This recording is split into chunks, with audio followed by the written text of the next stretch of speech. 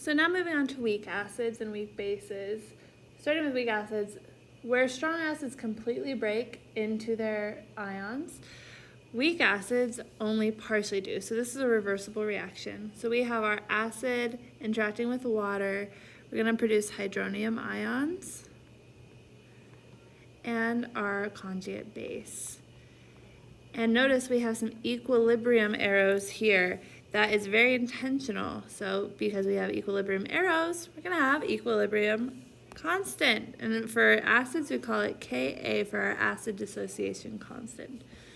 The larger the value of Ka, just like a larger value of K in general, means the stronger the acid. We kind of assume that strong acids have K values that are basically infinite since we don't have any more reactant left over.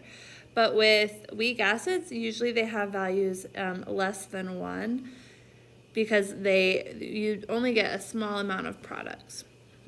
So strong acids completely dissociate, and weak acids only partially dissociate. How much it dissociates depends on a few things.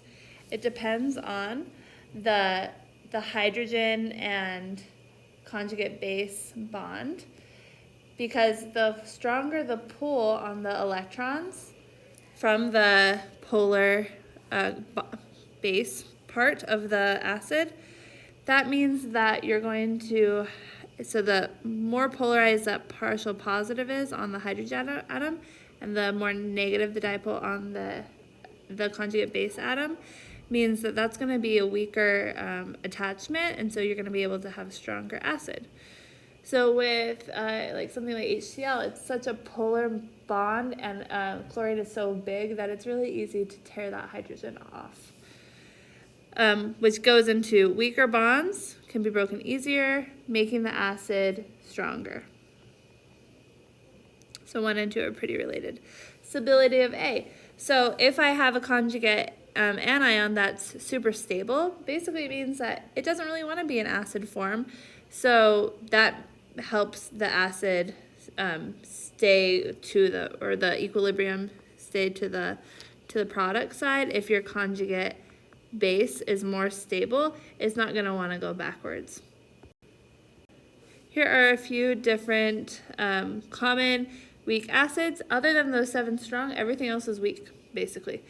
You can see their K values ranging from higher, still less than 1, down to really small ones, K, where we don't even really think of phenol as an acid, but technically it would produce a little bit of hydrogen ions.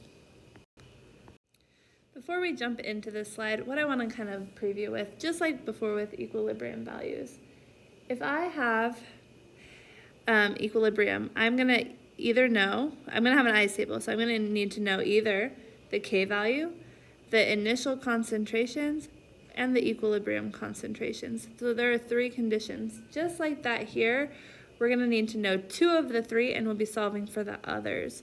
So we're going to start off by knowing your initial and equilibrium values and solving for the K. And eventually we're going to know initial and K and solve for, it should be equilibrium. Okay, so I want to start off there. So we're going to start with the more straightforward of the ones where you're going to know your change, and all you're going to do is plug in equilibrium values to find the K value.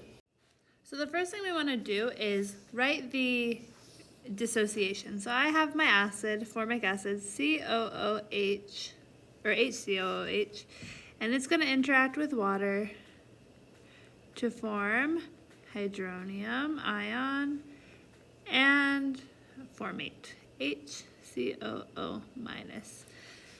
So we can find the Ka expression, just like we would before, where now we have H3O plus times formate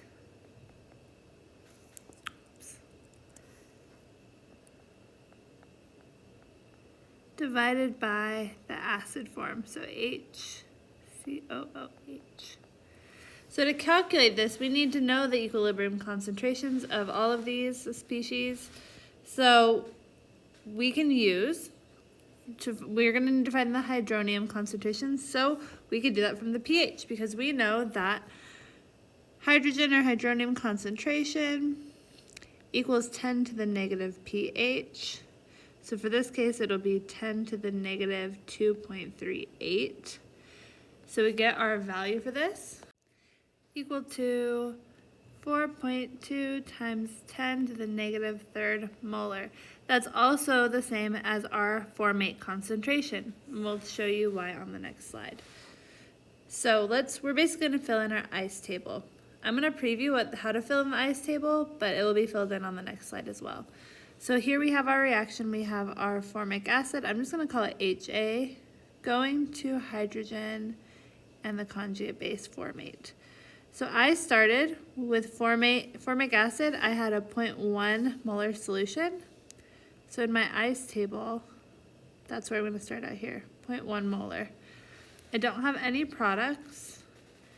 And then I know that my hydrogen ion concentration was 4.2 times 10 to the negative third molar at equilibrium. Because these both end in a, or have a 1-to-1 ratio, and they started at 0, we know that the conjugate base will also end at the same concentration.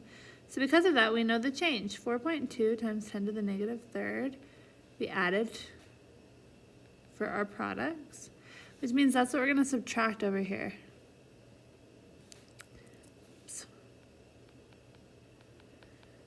So at equilibrium, we have 0.1 minus 4.2 times 10 to the negative third, which gives you an equilibrium concentration of 0.0958 molar. So that's what we'll see on the other slide. That's how we fill it out. We'll plug in these values here to get our K. So we fill in our values. So again, we have Ka is going to equal our products multiplied by each other, which would be 4.2 times 10 to the negative third molar squared, divided by 0.0958 molar. So I get a value of 1.8 times 10 to the negative fourth for my K. The next concept we're going to talk about is percent ionization, and it is tied to this. So it's basically how much did your original acid break apart into ions. So the equation is percent ionization equals the hydronium concentration or hydrogen at equilibrium divided by what you started with for your acid, so your initial value. So we calculated the hydrogen concentration to be 4.2 times 10 to the negative third. We got that from pH.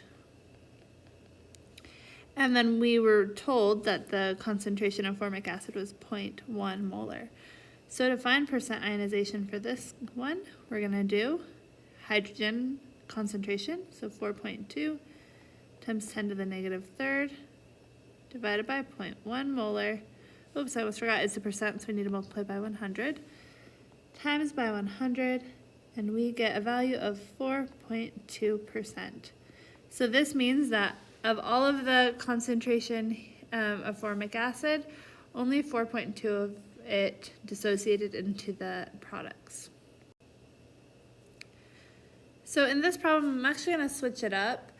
Instead of formic acid, this is the exact same problem as before, we're going to do 5.5 times 10 to the negative 3 molar solution of fluoroacetic acid, which is CH2FCOOH, and it has a pH of 2.57, so not this info. So we're still going to calculate the Ka for this one. So we're going to have, let's start with our expression, or our reaction. So I have CH2FCOOH dissociating into hydrogen ion plus fluoroacetate, so CH2FCOO minus. So my Ka expression is going to be, I'm just going to write the abbreviated form, hydrogen times my conjugate base divided by my acid, where this is A minus and this is HA. Cool. So we're going to fill in our values. Whoops.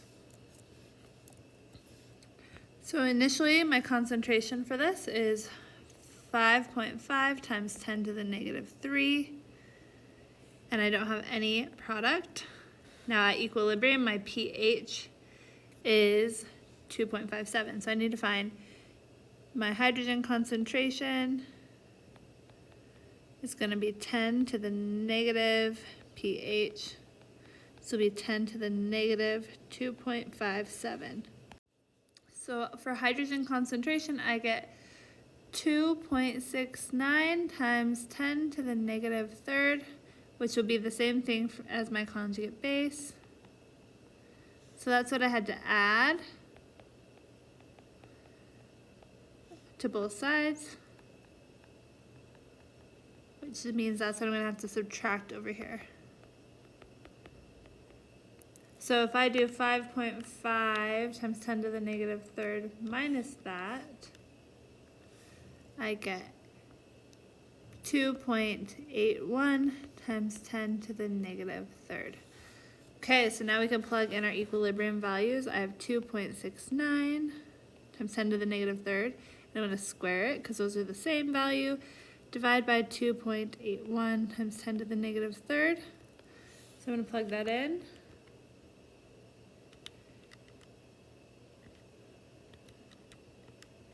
And we get our value of, 2.58 times 10 to the negative third. So that's my Ka value. If I want to find percent ionization, I'm going to do my Ha, or my H concentration, so 2.69 times 10 to the negative third, divided by my initial concentration of acid, 5.5 times 10 to the negative third. I can see these are really close together, so it should be a pretty large number, times by 100. And you get 48.9% ionized. So almost half of it has ionized. So for weak acid, that's pretty strong. Here's another one. We have niacin. So I want you to attempt this one on your own.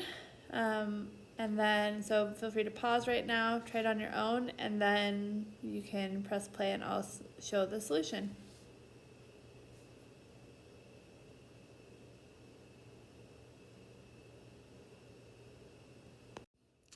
Okay, on this problem, we have niacin, which is a weak acid, and it is dissociating into hydrogen and conjugate base. And initially we don't have any of that stuff. So we know the concentration is 0.2. We can then use the pH value we get here to calculate the hydrogen concentration, and we get 5.5 times 10 to the negative 4, which we can put here. So we therefore now know the change that our products had, so we can calculate the change of our reactants. And then do 0.02, subtracting that change, and we get our concentration of the acid at equilibrium. So then we know those values, so we can plug it into our Ka expression. We should get 1.55 times 10 to the negative 5. To do percent ionization, we'll do our acid concentration, or our hydrogen ion concentration divided by our acid concentration to begin with, and you get 2.75. So in the case where we have, now we're going to do it where we're going to find pH. So we're going to know initial concentration of our acid. We're going to know our Ka value, and we're going to find the concentration of hydrogen and really everything in order to find pH. So in order to do that, first thing you want to do is write out your chemical equation for your ionization. So your acid reacting with water to produce the hydrogen ion and conjugate base. Then you write the equilibrium expression, so Ka equals just variables, right? Products over reactants. Then you're going to set up an ice table, and from that, you will not know your changes here. So since we won't know what it's changing by, we're going to put X. The nice thing is they're all 1 to 1, so we don't have to worry about 2X's or 3X's or anything like that. Then you're going to solve for the equilibrium concentrations with your equilibrium constant value. and solve for x. And then you'll negative log it to find the pH. And you're going to make some assumptions, if possible. So the assumption you're going to make is if your percent ionization is less than 5%, you're going to assume that your equilibrium concentration for HA is equal to your initial concentration for HA. Basically, you're saying if I didn't ionize very much, less than 5%, then I'm basically starting at the same concentration, or I'm ending at the same concentration that I started at. So you'll see that. And when you can make that is basically when Ka is way, way, way smaller than your initial concentration of HA. Like 1,000 times smaller, you can kind of make that assumption. And then you'll check it after you solve for it, so it's kind of a lot more straightforward. You don't have to do any kind of or quadratic stuff. Solve for percent ionization, and then if it's less than 10, you're cool, or less than 5, sorry, you're cool. If it's greater than 5, then you probably have to go back. So let's try it out here. So we have our acetic acid solution dissociating into hydrogen and acetate. So I'm going to write my Ka expression over here. So it'll be my H plus times acetate, my conjugate base, over my acid concentration. So for my ICE table, my initial concentration is 0.3 molar of acetic acid. I don't have any hydrogen or acetate to start out with. So my Ka value for acetic acid, we could look at that table, is 1.8 times 10 to the negative 5. So that's the value we have. So we don't know how much it changes by, we just know it's going to change by x. So we'll have 0.3 minus x, and it's going to go up by x for both of these. So they'll end with x. So when we plug into this, we are going to get x squared over 0.3 minus x. So if I look at my Ka value, it's way, way, way smaller, about 10,000 times smaller than my initial concentration of 0.3. So I'm comparing this with this.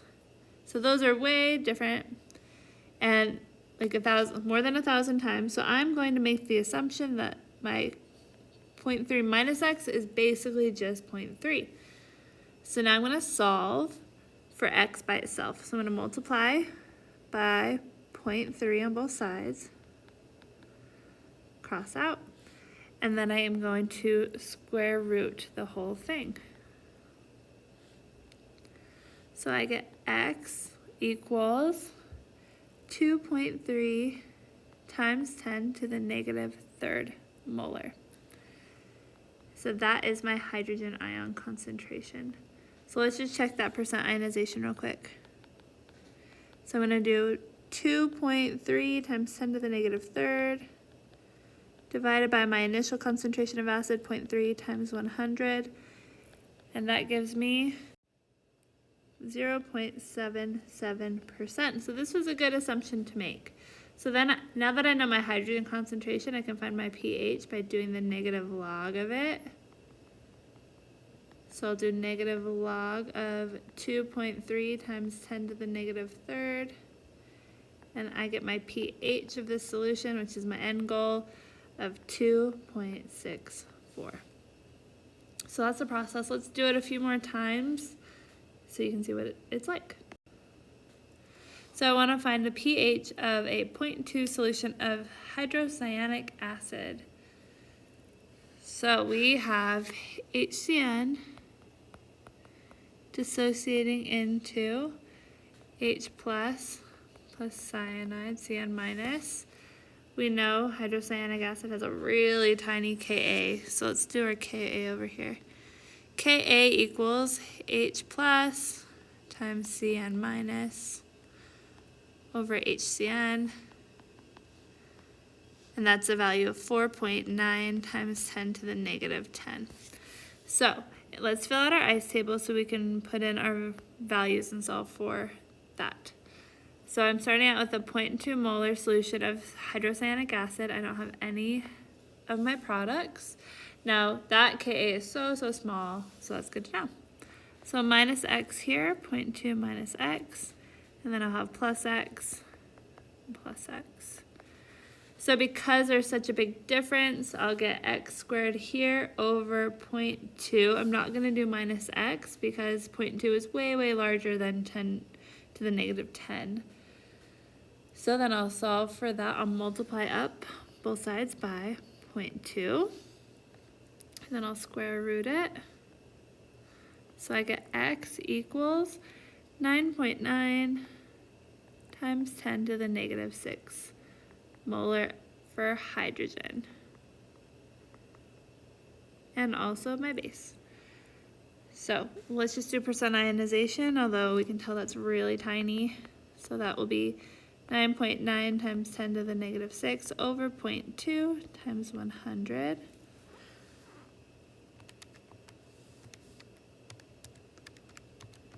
So we get, yeah, really small, about 0.00495% ionization. So not very much, hence why it's a pretty low concentration of acid. It's almost actually a neutral solution. Pretty interesting. So then we can find the pH. So then we'll do negative log of 9.9 times 10 to the negative 6.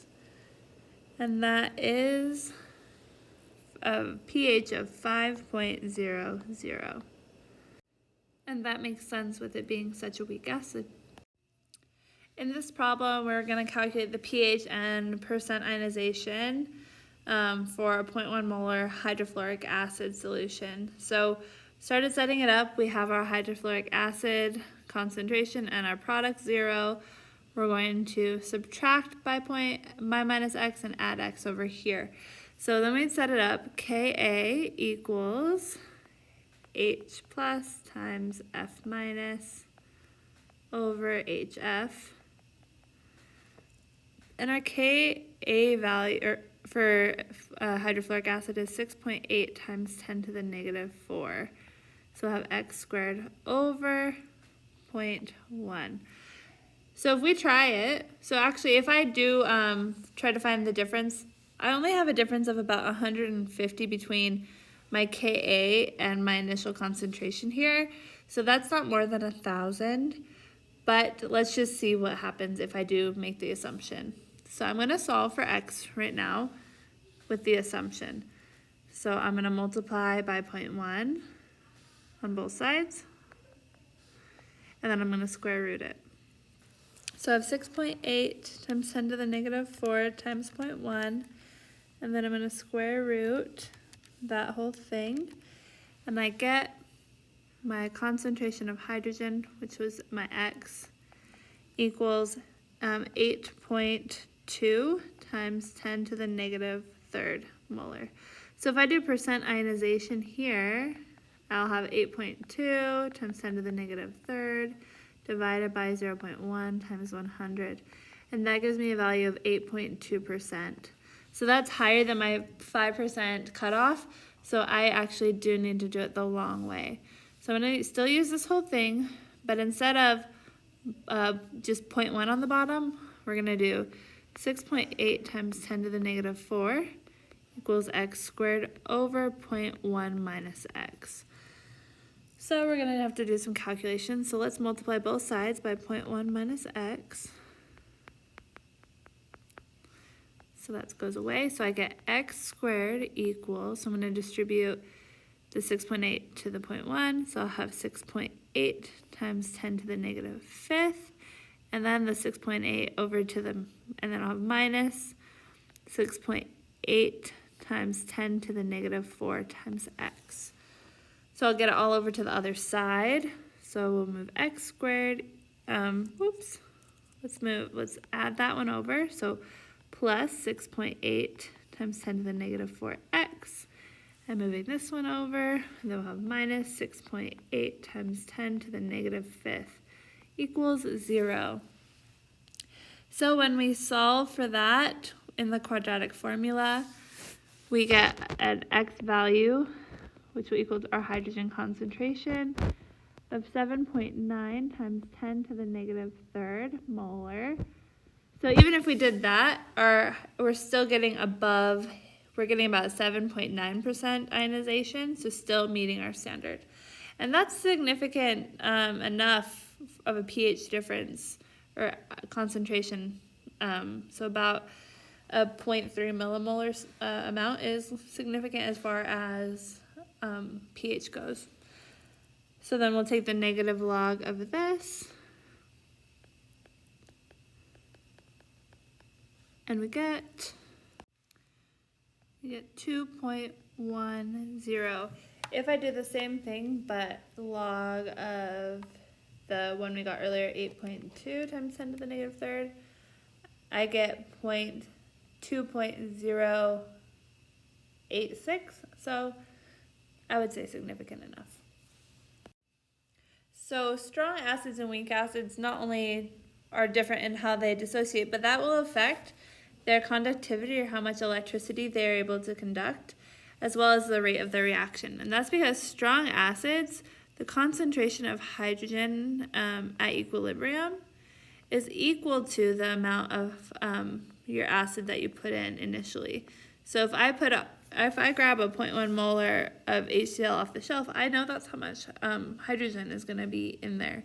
Where weak acids, if I grab a 0.1 molar solution of acetic acid off the shelf, I know that I'm going to have less than that amount of hydrogen ions because it doesn't completely dissociate. So that's really important when we're considering like reaction times. If we dissolve magnesium in these different acids, you can see that it's a lot more vigorous for our strong acid of HCl. But for acetic acid, it's bubbling, it's just going a lot slower. And by the end, they'll both react to the same amount, it's just going to change the speed due to those concentration differences. The last thing regarding weak acids I want to talk about is polyprotic acids. So poly meaning many or multiple, in this case protons. So they have more than one acidic proton. In general, well, always actually, it's the first proton always comes off easiest. So it's easier to remove the first proton in the acid. They're actually going to have different K values. So here we see Ka1s, 2s, and 3s if they're up to 3 protons. We have for ascorbic acid, it has 2 protons, so 2 acidic protons, so 2 different values. Same thing with carbonic. Citric acid has 3 acidic protons, so 3 Ka values, and you can see they get smaller and smaller as they continue until we get to the end. And even sulfuric acid, the first one is a strong acid. The second one, so once we have HSO4 bisulfate, that second one is a weak acid. So only the first one is strong. And in general, if you have a factor of 1,000 or more between the different K values, then really only the first one's going to make a huge difference with regard to pH. If it's greater than 1,000 between the two values, then the second one's going to be basically insignificant with regards to calculating the pH. So let's go see how that works out on this next problem. So we have carbon dioxide that is being applied to water, and it's producing a carbonic acid solution of 0.0037 molar. So we're basically just going to assume that all of the carbonic acid, so I have C2H3, it's going to first dissociate into H plus bicarbonate. And if we do our little ice table, initially we have 0.0037 molar of bicarbonate or of carbonic acid and no products. So our Ka1, so for this first proton coming off, is going to be equal to hydrogen times bicarbonate over carbonic acid. And so we're going to need to solve that. Now that first Ka we can see from our table is 4.3 times 10 to the negative 7, so very small. So that means that I'm going to get rid of x here, so 0.0037 minus x. Add x here and add x here. So when we solve, we get x squared over 0.0037. And I'm not going to do the minus x because it is almost 10,000 times smaller. The Ka value is almost 10,000 times smaller, so we shouldn't need to worry about it, but we could always double check. So we're going to solve for x. So we're going to multiply by both sides by 0.0037 and then square root it. So that gives me an x value of we're going to put it in scientific notation, 3.99 times 10 to the negative 5th molar. So it really did dissociate quite a bit. Okay, so that's what those x's are. So I'm actually going to fill those in down here, and that will be helpful for us later.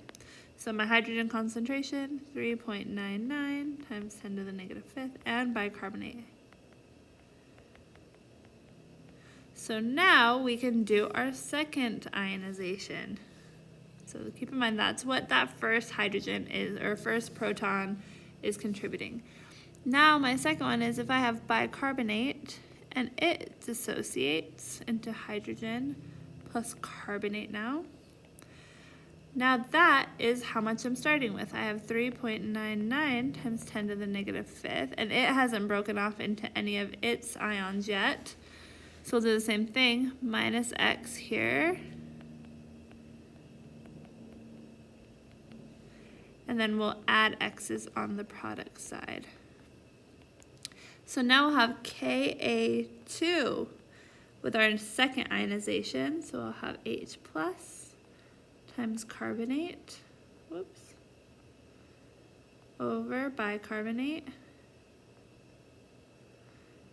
And I have that value from the table. It's 5.6 times 10 to the negative 11. That will equal x squared over, and then once again we have a value that's quite a lot larger than our K value, so I'll just have 3.99 times 10 to the negative 5th. So we can multiply that up over there, and then square root the whole thing. And we get x, which is our hydrogen concentration. Again, our new x. I should probably call it like y or something. That's okay. 4.7 times 10 to the negative 8 molar. Okay, so to find our total pH, we're going to need to add these all together. So I'm going to take the hydrogen from the first ionization and the hydrogen from the second. And I get pH equals negative log of my total hydrogen concentration. So let's see what it is for, if I do the total, I'll have 3.99 times 10 to the negative 5th plus 4.7 times 10 to the negative 8. That's the total molarity of hydrogen in the solution. And I get a value of 4.399. Let's see what happens if I just do the first one. Since that's so much larger than about 1,000 times larger, let's see what happens when I just do the first proton that got dissociated. Okay, I basically get the same thing. I get 4.399 versus 4.3985. So really close. As far as rounding goes, it's basically the same. So since the K value, so let's take a peek back up there. Since the Ka2 being this value and Ka1 being this value, notice they're about 10 to the 4 times difference, so about 10,000 times difference. Since it's more than 1,000, we can just use this first one for the hydrogen dissociation and not worry about that. But if those are close, so if you look back on the last page, something like the Ka1 and 2 for citric acid or even tartaric acid, you'll probably need to do both dissociations.